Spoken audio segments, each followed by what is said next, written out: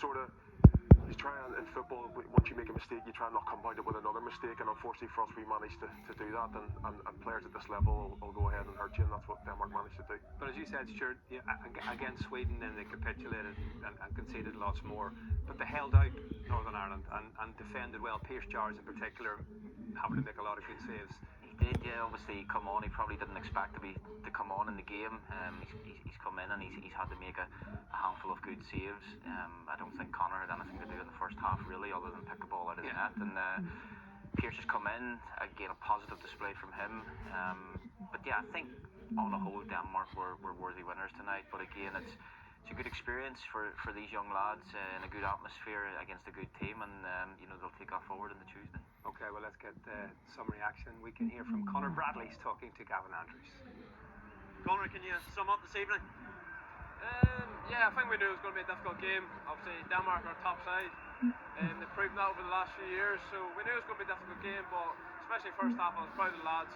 I thought we played really well first half. Obviously, disappointed to concede when we did, and obviously the second goal, there's a bit of luck involved, and took a few deflections on the way, but no, I was proud of the lads overall. How much will this stand you in good stead for the big games to come in September? Yeah, definitely. I think especially the Germany game is going to be a lot like what we just played tonight. So yeah, I think we can learn a lot from tonight and bring that into Germany in the qualifiers, and hopefully it will do well for us. How nice was it for you to be back out there in that Northern Ireland shirt? As everyone knows, I always love playing for Northern Ireland. So no, I loved it. It's always a privilege to play for your country. So not really happy, but just disappointed with the result. Quick turnaround. Excited about Tuesday night now? Yeah, obviously every time you get to play at Windsor, it's a privilege. So yeah, I can't wait for Tuesday. Hopefully it can be a better result, and we can get back to winning ways, and yeah, give a good performance for the crowd. Top man, we'll see you then. Thanks, Tom. I mean, he's just 21 years old, 24 caps for Northern Ireland. If the team is to be successful, he's going to be a huge part of that and a huge catalyst, isn't he? Oh, he's huge. He's massive. He plays with complete freedom in and out of possession, and I think what I've managed to witness being in the camps with him and sort of the trust that Michael shows in him, he's one of the players that Michael allows to, gives him sort of structure in and out of possession, but he allows the freedom of if Conor sees a situation where he can go and capitalise on it in and out of possession, he allows him to do so, because he's just one of those players that you have to allow to be able to play with freedom, because he offers so much on both sides of the ball. So as going forward, as we had through generations before with catalysts of players that sort of stamp their authority in games in order for us to be successful, Conor's going to be another one of those players, so hopefully he's around injury free for a long time to come. And interesting to hear him say it's almost dress rehearsal for Germany away.